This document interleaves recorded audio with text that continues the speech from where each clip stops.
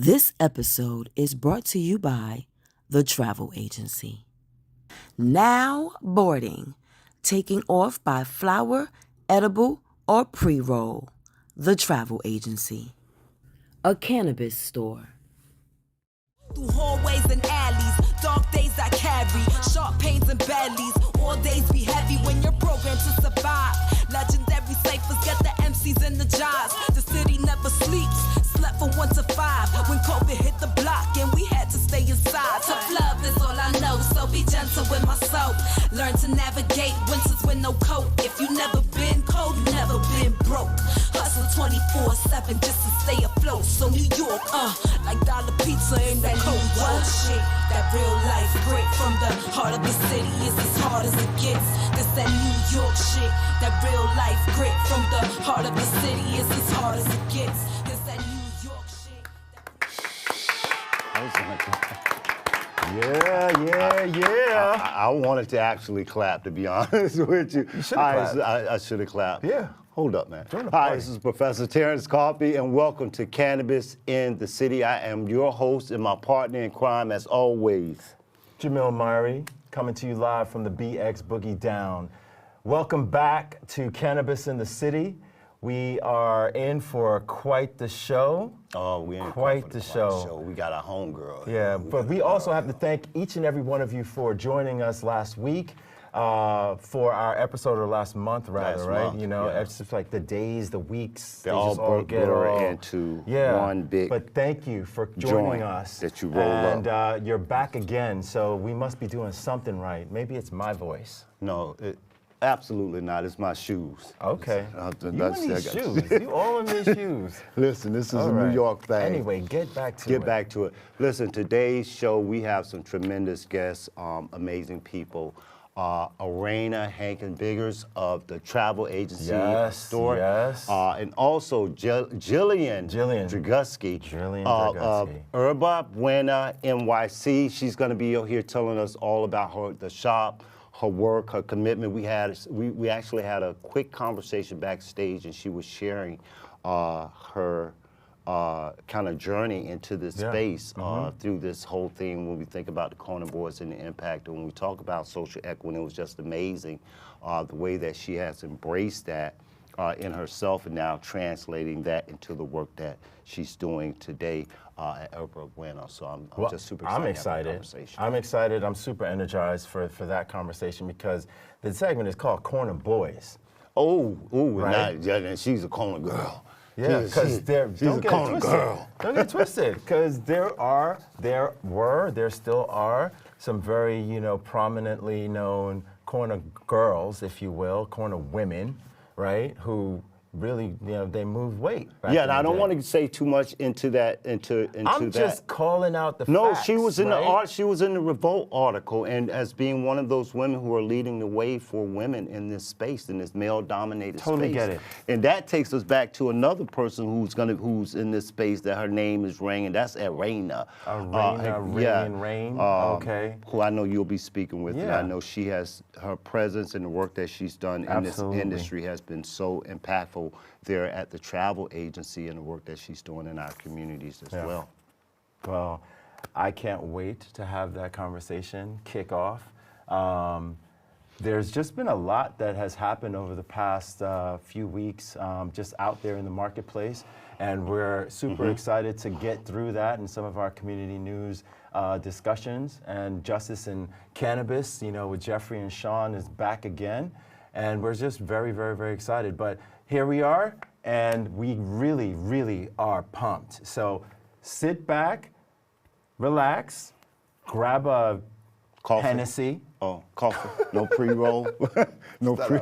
Oh, dang. We'll be right back after this. We'll see Thank you so much. See you in a bit.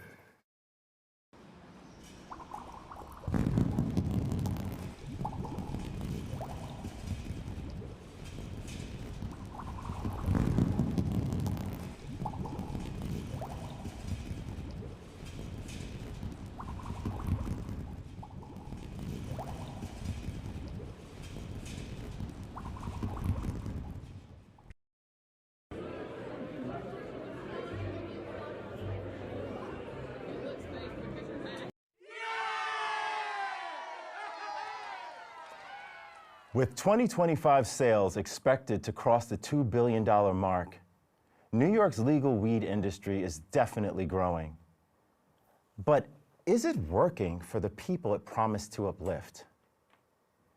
For our communities most harmed by prohibition, legalization is supposed to mean jobs, opportunity, and repair. But 3 years in, a lot of New Yorkers are still wondering, where they at? Who's really benefiting? Real voices, real talk. From the city and the state. That's still writing the next chapter of cannabis justice. Yo, let's go see what they're saying.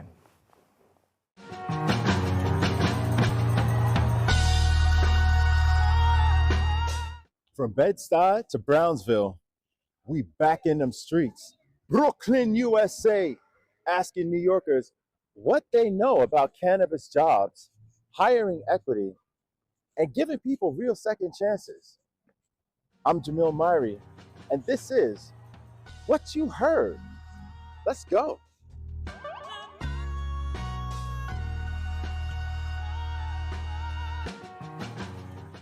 Jobs. I don't think I've ever heard those two words put together like that. So that's a great way to start my brain. I personally know a person in Long Island who has a farm. Okay. So that comes to mind. Yeah. But that's a recent thing. If you had to ask me this maybe 3 months ago, I'd have probably been like, the bodega be selling. You work at the bodega, you might have a little song. Right. But yeah, I see a lot of dispensaries pop up. Right. You know, so that's really all I would think is like, you know, you work at a dispensary. You know what I'm saying? Yeah. That's all that really comes to mind. Right. It's an industry that's getting ready to cross $2 billion this year at the end of the year. Are we talking like nationally or locally? Like just New York. Just New York? Yes. Big industry. I wasn't ready. Yeah. Okay. 2 B's. That makes sense. Right? New York. Yeah. And they're so, it's big. I like it's that. Big, You're right, brother. You know what I'm saying? So we talking about fairness? We talking about fairness, equity. We don't live in the country of fairness and equity, though. So I do know that. So I don't really expect fairness per se. Okay. I'm a Libra. I look for fairness. You know what I mean? I love I'm a mathematician. Yeah. So I think that things should be balanced. But I know we're in a system that is built on making sure it's not balanced. Okay. So I don't expect it. For me, that's a uphill battle with all the weights on to try to get those types of outcomes in the system. You know, for me, if you want to get on an even footing, you can't join somebody else's thing and be like, hey, let me get on the same footing as you while we compete. They're not going to set you up to compete with them. That's just how I see that. So I completely understand that there's a block to other people getting in the game. That's how they always play the game. So I'm not surprised by that. So even when you ask me that question, like, what do you know about the job, cannabis jobs? And I'm like, you know, there's that intelligent part of me that's like, oh, I'm embarrassed. I don't know nothing about cannabis jobs. I can't say nothing intelligent about that. Right. And then that instantly lets me know, like, oh, damn, why don't I? You know what I mean? Because that information is not being dispensed. Right. I've never seen a flyer for that. You could. Would you work in the cannabis industry? Definitely, yes, I would. Yes, I would. Oh, okay. Yes, I believe in the benefits. Have you heard anything in terms of like education, cannabis job fairs, or anything like that in the community? Honestly, I haven't. No, I have not. I would, I haven't. I would probably attend if I knew more about it, but I haven't heard of it, to be honest. Yes, I think that with the legalization of cannabis, that the Black family structure can improve because. And this is based on research that my daughter did for college. She was looking into how so many families were separated because their fathers were taken away and incarcerated for the simple sale of a minimal amount of cannabis. Right. And so this, the legalization is going to improve that structure by keeping the fathers at home and also giving them opportunities. Right, exactly. The opportunities. To have an entrepreneurship. Store products and business. Yeah, I've got to be honest with you. I'm not sure if opportunities come to mind, because when let me rewind a little bit.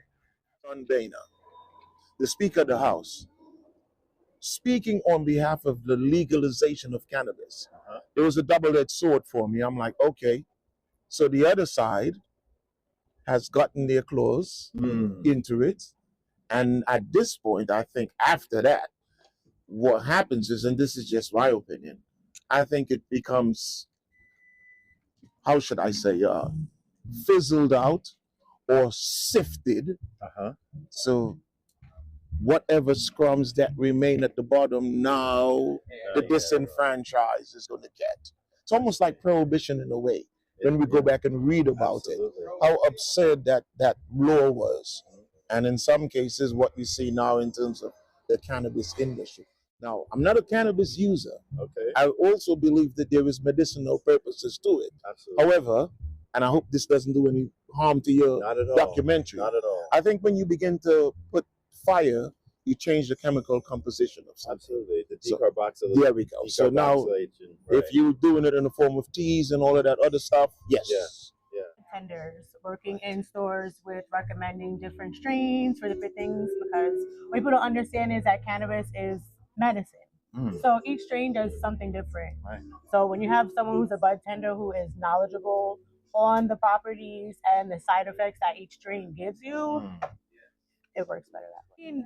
An easier path is not as easy as people make it seem. So when it comes with the social equity, like I said, I'm not too familiar when it comes to as an employee, but as an employer, as a business owner, it's very hard, especially if you are a C applicant, which is was for the social equity. There's a lot of hoops and red tape and things that you have to get through. Like when it comes to owning an actual dispensary, you can't be like, all right, let's say I wanted one across the street. You see how those businesses are shuttered.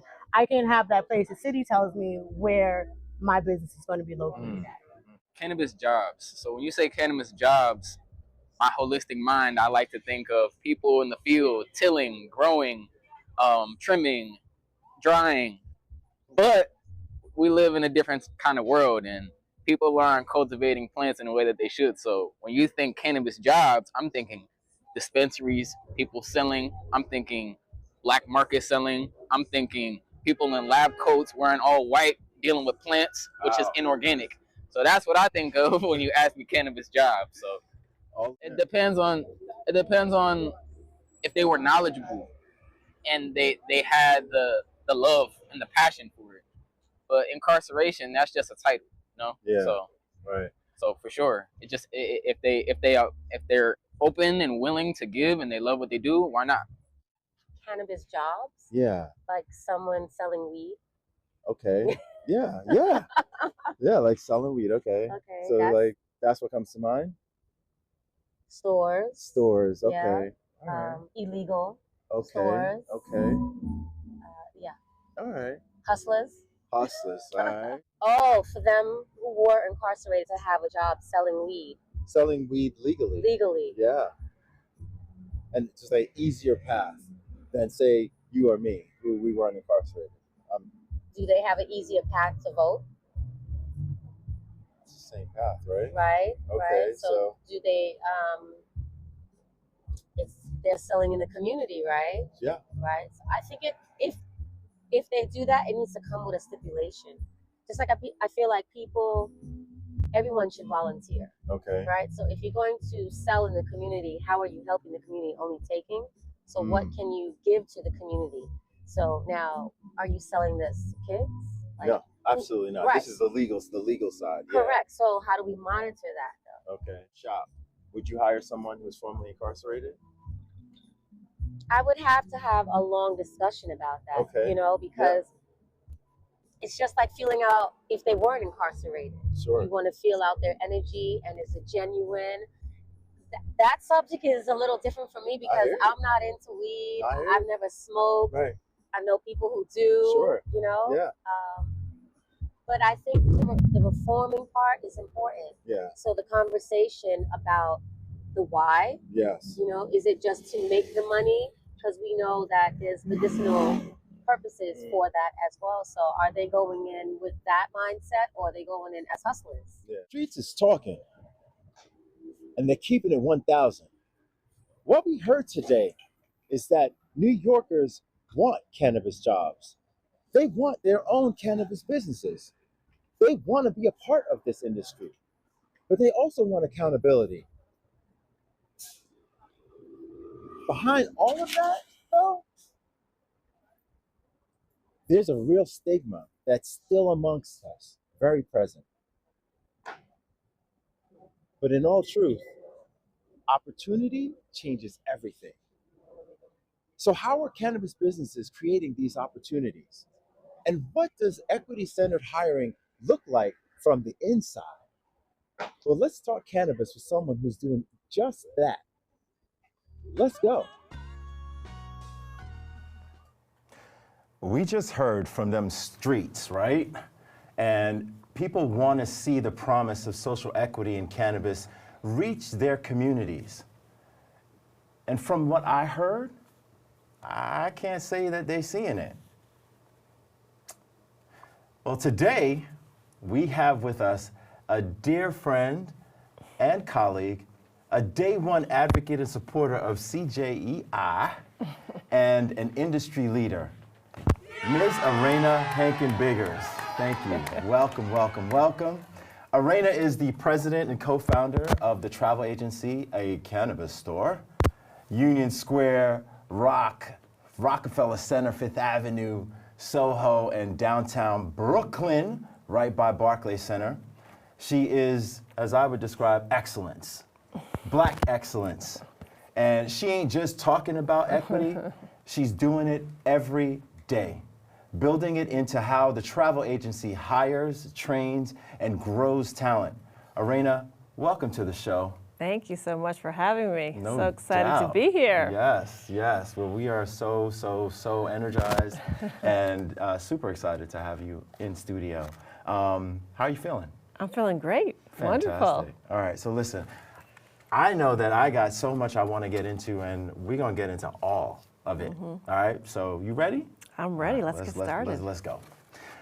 So let's run the tape back, all the way back. In the beginning, right, when you first envisioned the travel agency, what role did you see it playing in New York's social equity story? Yeah, for me, I thought it was an opportunity to build generational wealth for myself and my family, being a part of a nascent industry, but also being able to support other Black-owned businesses, Black-owned brands, Black-owned, security companies, other people that are in adjacent industries to be able to lift those up as well. And some of that has come to fruition, some of it has not. Like, for example, there's not nearly as many Black-owned brands in the market in New York State as there should be, in my opinion. But what we've seen with the time that I've been with the travel agency over the last almost close to 3 years, the biggest piece, I think the biggest impact that we've been able to make really is around workforce. Because we've hired close to 250 people, primarily part-time, but a good 70 to 80% of those people are folks of color. So I think that's been the easiest way for us to have a significant impact is through the hiring that we do.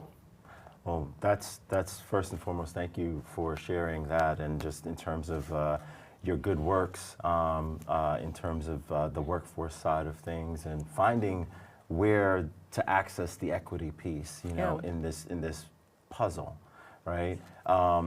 For our viewers, who, and actually you could even, call up the folks that we were interviewing in the streets, what you heard. What are cannabis jobs? Like, what are some of the career paths that folks can take in the cannabis space, specifically in the dispensary world? Yeah, on the retail side, I mean, there are traditional retail jobs. So it certainly helps to have, a love and a passion for cannabis, but having some sort of experience with sales is super helpful. There's managerial positions. There's also inventory positions. It's like there's back of house. Back of house. Okay. Where you're managing the inventory and the intake and the deliveries, which is like a very fastidious, like very detail-oriented position. And then there's, security. So we have an independent third-party company that does security for us. But most of the jobs are traditional retail jobs. But I would say they're a lot more complex in traditional retail because it's a highly regulated industry. So you really have to be very detail-oriented, really hyper-focused on the products that we offer and be passionate about cannabis, to be willing to learn about all the various different products that we do offer. So it is a lot more intense, a lot more, detail-oriented, a lot harder, I would say, than traditional retail to work in a cannabis dispensary. And just kind of clock in and just like No, walk through you in can't. a zone. You can't. In a trance, We in a do zombie. 40 hours of classroom training before someone even Okay. starts working in the stores. Then we do ongoing weekly training, and with the brands when they come in, and we do ongoing training with our learning and development specialist who comes into the stores on a quarterly basis to do very extensive training around customer service and the history of cannabis. Yeah. So it's extensive training on an ongoing basis, and folks who work at the dispensary really have to be willing to absorb all that information. It's a lot of information to absorb and to learn about. It is. Yeah. Absolutely. So we circle back to the social equity side of it and just the equity-centered hiring. How intentional would you say the travel agency has been with regard to hiring folks who, you know, were formerly incarcerated or coming from communities disproportionately impacted? Yeah, from the legacy community specifically. So I'd say that a lot of the people that we hire have exposure or have worked in the legacy space, and a handful or so have convictions. And it wasn't necessarily very purposeful, but the ones that really shined in the interview process were the ones that were most knowledgeable about cannabis. Okay. And they were most knowledgeable about cannabis because they had extensive experience working in the legacy space. Corner boys. Yes, so we a lot of those folks are the ones that we've hired because they have a love of the plant and they're very knowledgeable about the plant, which is very, very helpful when you're engaging with customers and convincing customers to buy specific products.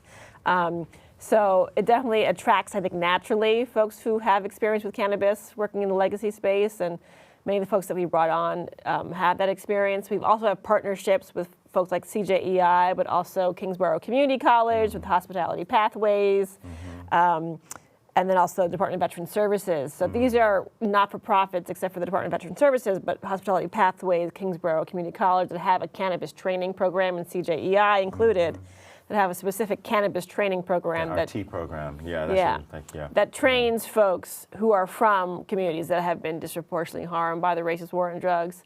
And many of those folks have convictions or work in the legacy space. And so we've partnered with those organizations to be more purposeful about bringing in people who are most harmed during Prohibition. Yeah, like I said, day one advocate and supporter of CJEI and all these other, you know, community-based organizations that's doing this work.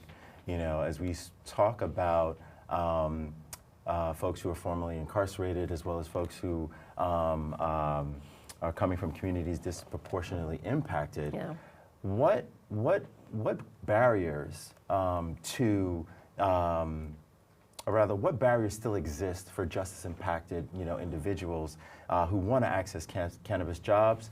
You know, whether it's stigma, training, background checks. You know, what are you seeing? Yeah, I mean, the background check is an issue for us as long as it's, you know, a non-violent offense. We hire lots of folks with convictions on their records. I would say the biggest thing probably is the tech. Every single dispensary has a very different culture, right? Tech, what do you mean tech? The technology that we use at the dispensary. It's a lot of tech. No. We use a lot of tech at the travel agency. Every dispensary is very different, right? So some of the smaller ones, maybe they just have some iPads on the sales floor and the POS behind the counter.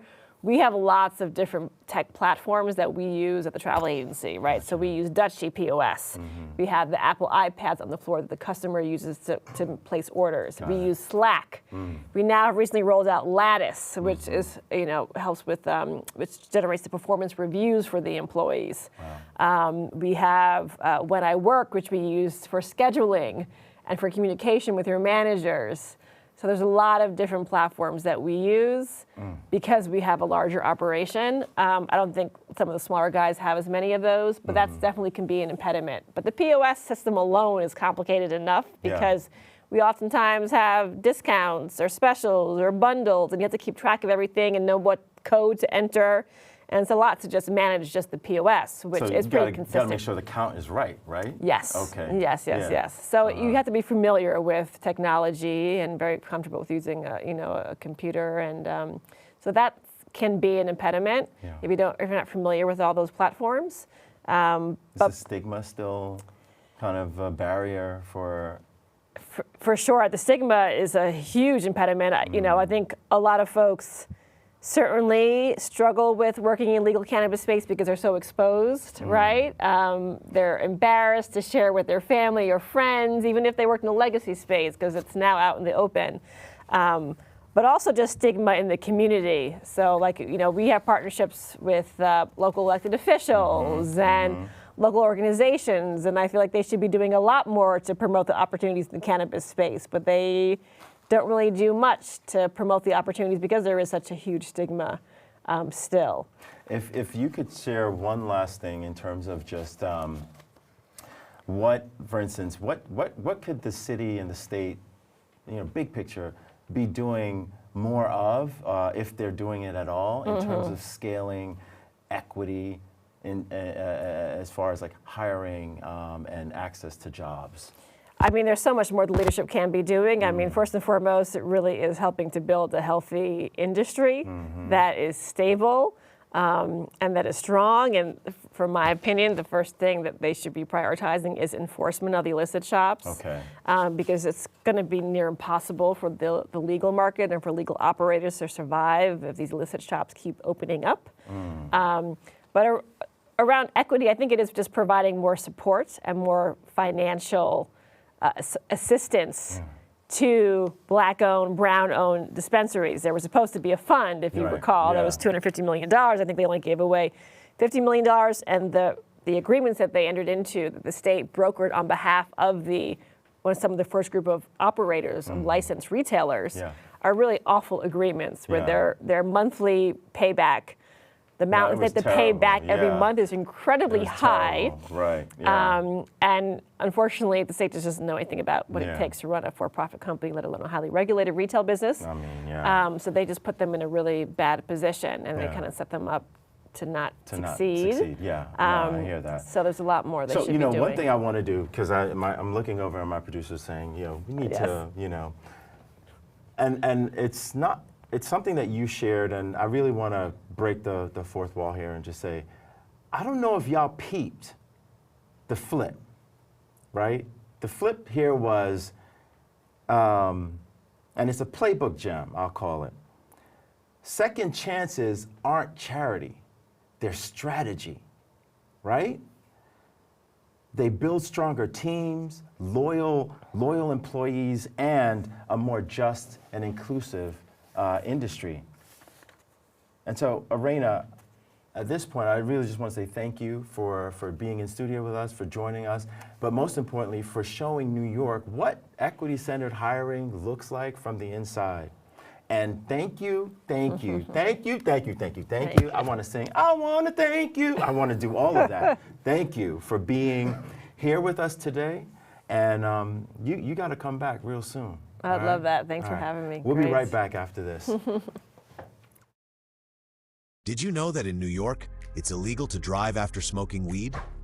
Many believe recreational cannabis is a free pass, but that's not true. Even if you only have a little green in your system, you can be pulled over and face serious charges. And it gets worse. If someone is smoking in your car, you can still get a ticket, even if you weren't the one lighting up. Police are cracking down on impaired driving to keep roads safe. So if you enjoy cannabis, remember, never drive high. It's not just dangerous, it's illegal. Your rights are important, but so are your responsibilities. Always opt for a sober ride or use designated drivers. Knowledge is power, especially with the laws changing all the time. Stay informed, stay safe, and drive responsibly in the city that never sleeps.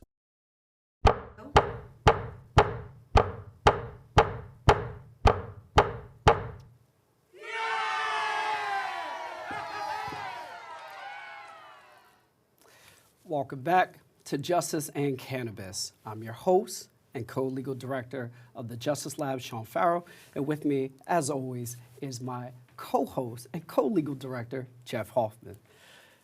So this segment, we're going to talk about the ghost in the room, how past convictions still haunt so many of us. The Marijuana Regulation and Taxation Act, or MARTA, promised justice for so many people, but for tens of thousands of New Yorkers, a past conviction isn't gone when the sentence ends. It lingers, like a ghost, haunting every job interview, every apartment application, and even decisions about your children. Today, we're confronted the ghost, exploring how it lingers, how it haunts, and how we can finally lay it to rest. First, we're going to start with the personal impact and everyday consequences. Jeff, you know from time and time again with so many of our clients, so many New Yorkers, when they go to do that job application or that house application, yeah, they're not supposed to talk about it, the landlord or the supervisor, but yet again, time and time again, these folks are just turned away. Talk to us a little bit about the impact that these convictions, misdemeanors or felonies, are having on New Yorkers as they're trying to make their life better and trying to move forward. So this is exactly correct, Sean, and it's one of the reasons why the legislature implemented the expungement provision in the law. We know it's a fact. This is not anecdotal. We know it's a fact that a person's income is significantly impacted by having these convictions. The Brennan Center has said that misdemeanor convictions can result in up to a 15% decrease in a person's earnings. And even worse, a felony can get up to 20% decrease in a person's earnings. We're talking about billions and billions of dollars, perhaps over $10 billion in the state of New York that people are missing out on in their employment opportunities due to these issues. And then the housing opportunities is quite simple. If you don't have a place to live, it's very difficult for you to do anything in your life. And so these are the ramifications of having a cannabis conviction that the cannabis law is looking to rectify. And we talked about it on our last segment, how misdemeanor convictions are supposed to be automatically expunged. But how many people actually know that? How many people are actually experiencing that day to day? So in my experience and in your experience from having helped a lot of folks with this, no one knows about it, right? Yeah. The law did not require that the state reach out to individuals that had these convictions. And so unfortunately what happens is people do not know that their convictions have been expunged in the case of the misdemeanors. So unfortunately, in the cases when they apply for jobs or apply for housing and the landlord or the employer incorrectly ask them about their conviction status, these individuals don't know that their convictions are no longer in effect. And unfortunately will then answer those questions, yes, as we like to say, check the yes box. Yeah. And what makes it even worse is that if we escalated just a little bit to felony convictions, right? Yes. So many of the landlords, so many of the managers at work, they're not looking to see whether this was a cannabis conviction or not. They just see felony, and it's an automatic no, to your point, even though they're not supposed to. So what are folks supposed to do when they have a felony conviction, and every time they go for an application, it's popping up? Sure. So that is, again, one of the things that the Justice Lab does. Yeah. It's one of the core services that we offer to people that come to the Justice Lab. And again, this is a free service. We help you look at your record. We help determine what are the things that may impact you. Do you have cannabis convictions that we can get completely expunged? Or do you have other convictions where we can get you one of the many certificates that perhaps would allow you to vote again, or a certificate of good conduct? All these kinds of relief that you can get from that. And in addition, it is now possible to get your records sealed. In fact, there's a law that several years from now is going to hopefully seal all convictions that are over a certain age.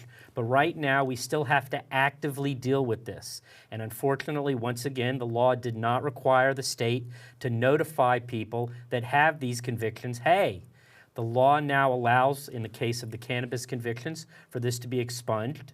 And if you have some other type of conviction, there are pathways to ameliorate the issues that you are facing due to having that conviction. So the two things you just said there I thought was fantastic. So one is we have to be proactive, right? There is an actual energy and emotion that we need to put in place to make sure that your automatic expungements have happened, as well as the felony convictions, that we're actually tackling them. What I think is also important here, and we didn't touch upon it on the last show, but I want to touch upon it now, is who is this really affecting the most, right? We know that this cannabis prohibition is racist, but how racist are we talking about? What I saw from my research here is that 5.7 times and 3.7 times more likely are black and brown people to be convicted, not just arrested, convicted than their white peers here. And that just screams to me. So we see that this is affecting our people here and the people that we want to help. What must we do to just push them or implore them in order to do more and become active and take advantage of what we can do here at the Justice Lab? So that's part of what we're doing here today. We're trying to get the message out through all of the channels that we have access to, including television, through events that Cannabis Justice and Equity Initiative puts on, where we try to get the message out. We have all kinds of outreach that we're beginning to do with local government. As we know, New York City was the epicenter of this. New York City was by far the worst city on planet Earth for anti-cannabis enforcement, mostly, as you've already noted, against black and brown folks. And we've been working with the city government here in particular to get this message out, to be involved in the events that we're in. We are working with legal aid and other legal-focused groups that would have already interacted with these individuals, perhaps helped them with their original cases, and then getting a pipeline of the individuals that we had kind of hoped that the state would notify about these issues. But again, starting to create those pipelines where the organizations that have the touch points with individuals that are impacted by this, getting the message out that if you have a misdemeanor cannabis conviction, you need to get your certificate of disposition to make sure that it's been cleared up. And if you have a felony, you need to reach out to us at the Cannabis Justice and Equity Initiative so that we can assist you doing the things that you have to do in court in order to get that felony conviction expunged. And that's for free, right? That is 100% free. That's what we. Sure. That is what we do here at the Cannabis Justice and Equity Initiative. And what I want folks to understand is that it doesn't just affect, you know, your job. If any job requires a license, it affects that. It affects your housing, as we talked about, but it also affects, as we know, especially these times, it affects your immigration status. It can affect your ability to travel, to come back to the United States. So this has a monstrous ripple effect that people need to make sure that they are locked into and addressing as soon as possible. And please reach out to Jeff and I to make sure that we're doing everything possible to help you move forward without this ghost just haunting you at every turn. And I just want to make sure that we finish on this last point. All the work that we've done is not without some success and some hope, right? We have been successful in helping people clear their records. Can you share a story with us on that? Sure. So probably the biggest case that we've dealt with, there's an individual out in Western New York who, after he served his time for his cannabis conviction, finished getting his degree, graduated with a master's degree with honors, became an award-winning school psychologist, but unfortunately he was not able to continue to get promotions within his career. And in fact, we got letters from putative employers that said, we know we offered you a job, we then found out about your conviction status, and now we have to retract that employment opportunity. And unfortunately, as we've seen in many parts of the state, the judge that heard his case about expungement initially before he came to us just rejected it, didn't even basically read what... Didn't do anything with the law. Didn't do anything based on law, just basically made up his own procedure and rejected the expungement. We then worked with this individual and refiled for re-argument in front of the judge. Initially, it looked like we were actually going to have to appeal his case to a higher court, and then the assistant district attorney who was involved in the case kind of realized, hey, we've got a loser here, and if we have to go appeal this, it's going to look really bad for us and look really bad for the judge. So we were able to convince them to basically give us everything we wanted. We got the judge on the record saying that, yes, this individual's conviction should be completely expunged with no substitution of a lower crime. And we got the district attorney to actually get on the record and say, we didn't do it right originally. We are now doing it right. This is the correct procedure for how these cases have to be dealt with. And we now have that on the record so that we can use it in further cases when perhaps more conservative judges don't want to expunge these convictions just because they don't think it should be in direct contravention to what the law says. Well said here, and we'll kind of end on this point. Clearing your record, it's not always easy, but we're here to help. And it goes beyond one person in terms of what effect it has on you and the effect it has on your family and your community. Clearing the record not only repairs your reputations, but it opens doors to jobs, licenses, and opportunities, and most importantly, to your chance to fully participate in society again. A true fresh start, and we do it for free. So the call to action is simple. Your past doesn't have to haunt your future. The ghost can be removed, and there's a path forward. We'll guide you every step of the way for free. That's it, my friend. Let's get it done. Let's get it done. Back to you.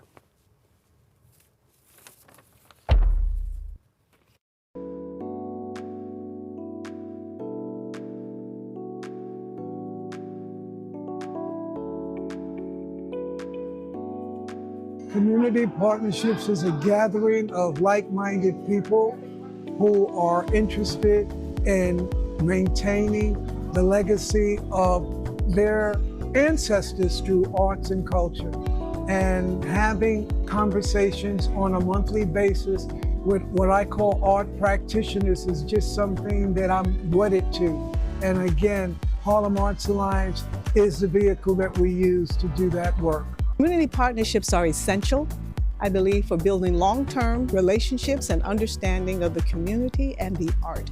I think that that is the core of how we can really sustain the presence of Black and brown artists by being engaged consistently and joyfully. Community partnership is all about creating legacy. Community partnerships mean to me stronger communities. Community partnerships mean strength. The partnership is connection. Fostering a connection to be able to reach out, to run an idea by a friend who can then connect you to others. Community partnerships mean a lot. It means collaboration. It means connecting with one another to create something bigger than themselves. One word that describes how I feel when I leave these meetings: Empowered. Inspiration. Inspired. Renewed. Inspired. Inspired.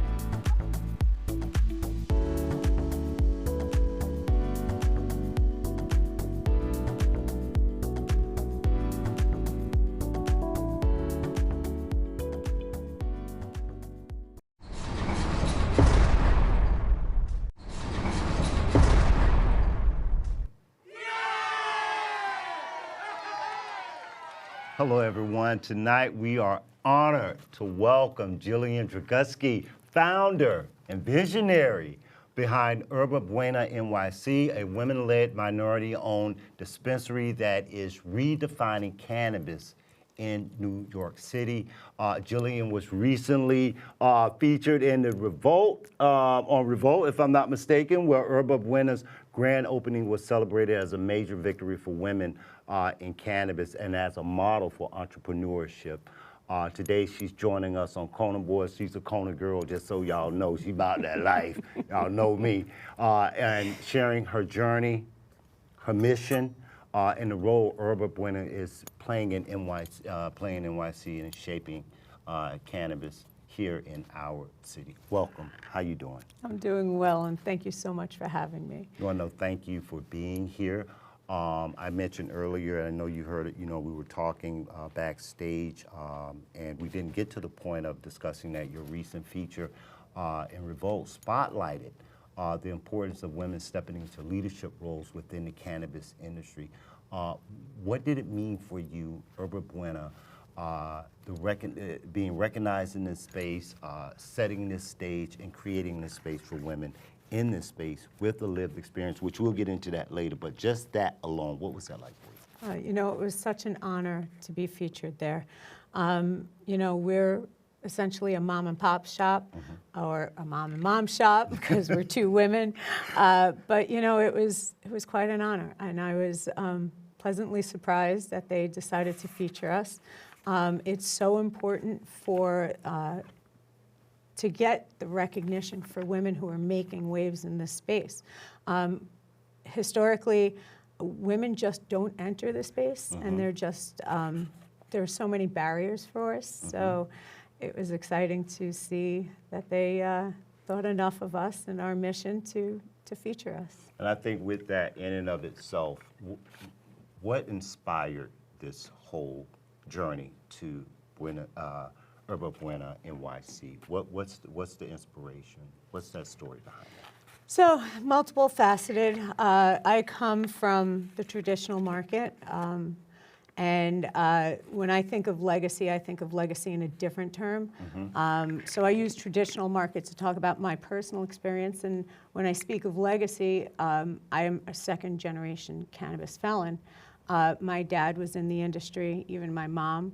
My father was incarcerated. I have a felony. So to have the opportunity to step into the legal cannabis space was something I never thought would be afforded to me.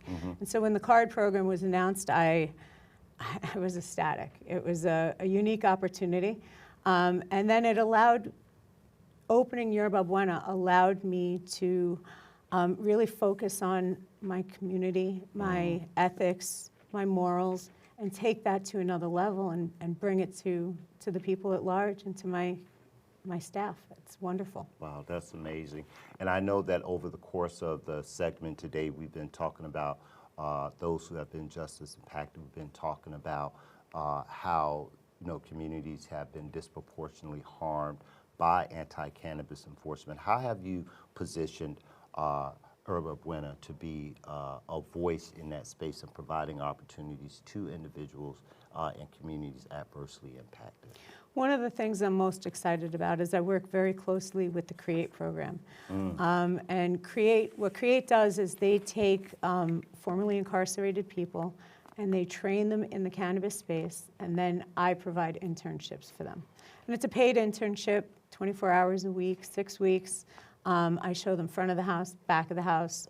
If they're interested in operations, I take them and deep dive into what it takes to actually run a dispensary besides being either front or back of the house. And I'm proud to say we've hosted 4 interns that have gone on to careers within the industry. I just took on my 5th, and she's fabulous. But it's a program that's near and dear to me because, again, I never thought I would have an opportunity in such a regulated industry as a person who's justice involved. Well, I think that kind of resonates with a lot of us. We were on last week with Cos Marte, and one of the things that we were talking about was that we never thought we would be in a space talking about legalization and owning stores and doing the tremendous work that's been we've been doing. You have a premium boutique. You got to explain. Explain to me this premium boutique, and with that, how do you still maintain the work that you're doing, keeping it in an equity space, keeping it that's reflective? Because as soon as I hear boutique, I'm hood. I wouldn't necessarily call it a boutique experience, but what we wanted to do is create a unique, warm, welcoming environment. And so we created our dispensary it's warm, the colors are inviting, the music is relaxing, and each of our bud tenders spends time with each customer. And so we just wanted to create something where anybody could walk into, whether they're experienced with cannabis or brand new and kind of curious, and make them feel comfortable. They can ask any questions, we'll answer them. There's no question too silly, and we really take the effort to talk to them. I think that leads right into my next question. What are some of the biggest misconceptions about this industry, about the boutique, that the community may encounter when they look at you, when they think about, I think earlier it was like, we talk about the impact from a racial lens. What's some of the misconceptions that you encounter, not only about the boutique itself, but also about the work that you're doing in this space? Misconceptions abound everywhere, and part of it is I still hear that cannabis is a gateway drug. I think that's been dispelled over and over. We're trying to erase the stigma associated with cannabis, and so oftentimes we'll have parents come in and they'll say, "Oh, I only have a few minutes while my child's asleep or in the bathtub with my wife," and I'm like, "Bring your children in. If you would take your child to a liquor store and buy alcohol, you should have that same feeling about buying cannabis with your children. It's all about exposure and normalization. If you'll go to a restaurant and have a glass of wine, it's normalization. And that's such an important factor to just bring to the people, especially the young people. I know that I'm like Jamil, I'm getting the cues from our producer. I felt like we just sat down and started talking. You and I were nervous because you and I didn't want to pass out on television for our viewers. And I think that when we think about this work today, we think about how the rollout has presented challenges for so many small minority and women-owned businesses. What barriers have you personally faced as a woman, an entrepreneur, and how did you navigate them to open Yerba Buena? So, you know, I think we all know that the card program, when it was initially introduced, was supposed to be you get a turnkey operation at a cost-effective rate.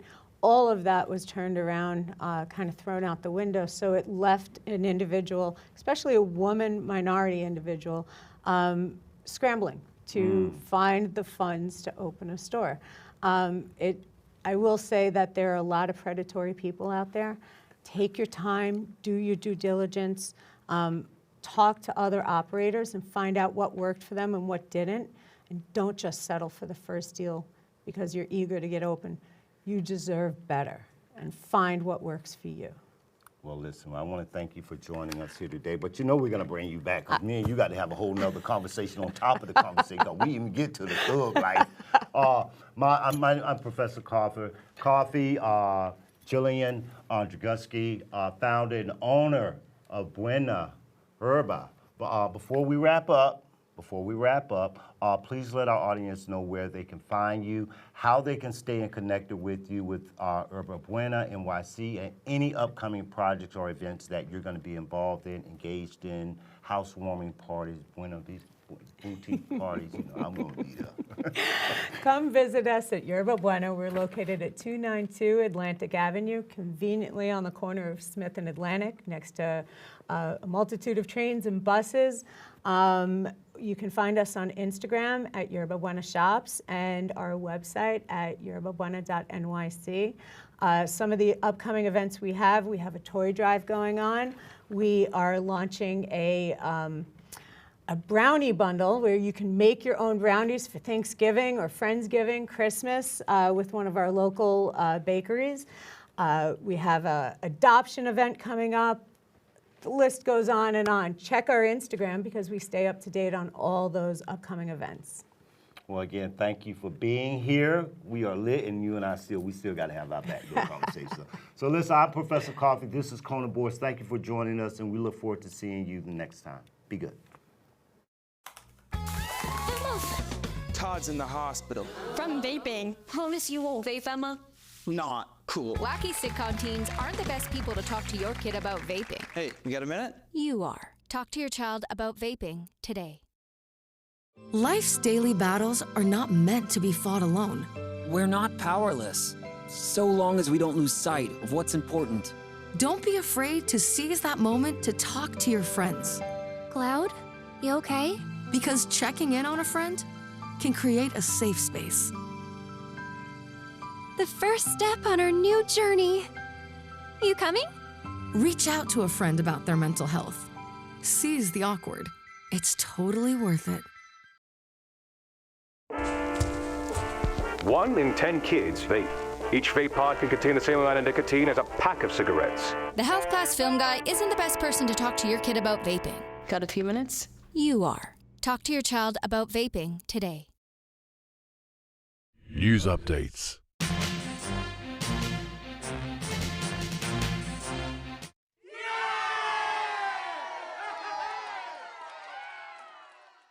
And we are typically gonna, go to this part of our show, this segment called Community News.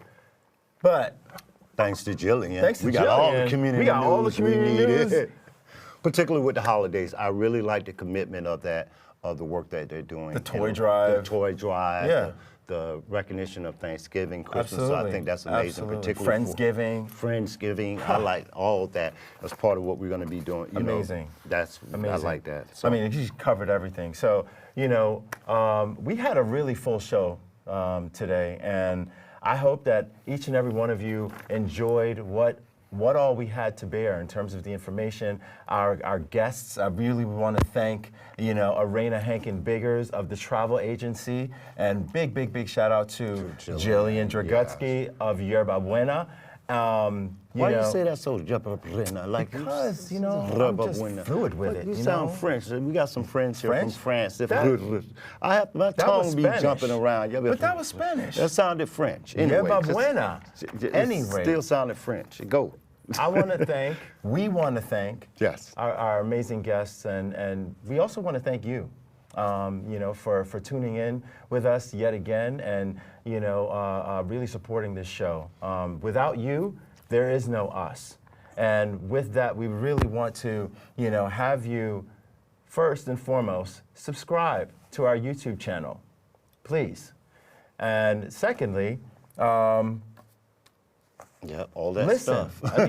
We want you to listen. All that Listen to on any podcast platform. You can find us there. We would like for you to donate, because without that, we can't do what we do and pay for all of these wonderful things. A shout out to KittyRose, LyfeStyle, you know, our executive producer in the building. She really holds it down and keeps the glue of this thing going forward. In addition to donating, we would like for you to share this. Tell a friend to tell a friend to tell a friend, right? Yeah. Right? And feedback. Feedback is extremely important, because if without that, we don't know what it is that we need to change, what it is we need to beef up, what it is we might need to just completely like do away with. You can hit us up on all of our social media handles at the CJE Initiative, and that is the same for TikTok. And then on X, it's just the CJEI. And our email is cannabisinthecity@gmail.com. And also, we want to make note that this broadcast can also be seen on MNN, I think, BronxNet TV, Brick TV, and all other platforms. Again, thankfully, we have an opportunity to reach over 1 million viewers here in the 5 boroughs. And it's important. It's like 5 million. 5 million. Well, 5 million. Sky. And one other thing, I want to give a big shout out to the guests that were part of your segment for the what you heard. Yeah, people in Bed-Stuy, no doubt. Bed-Stuy, do or die. Do or die. You are so corny. Damn. Jeez. Thank you, Nicholas Brooklyn. Right? Really? Oh my God. Anyway, I can't with you. But yes, Brooklyn, Bed-Stuy, really for showing up for us and really extending your voice, which is a reflection and representation of the community's voice in this conversation, which is so very important. Yeah, I mean, I think that, you know, we did the thing. We did it. We did the thing. And let's spark this conversation. All right? Thank you.